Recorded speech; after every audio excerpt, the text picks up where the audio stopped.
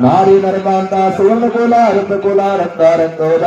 श्रीरामुनदीरं सुवर्णगण प्रक्षिप्तं नवरत्नगन्ध पुष्परामुदकं पवित्रं कुरु कुरुद्रं नमो हंसं तं पं ह्रीं श्रीं हंस स्वाहा कलश जलशुद्धिं करोमि ते स्वाहा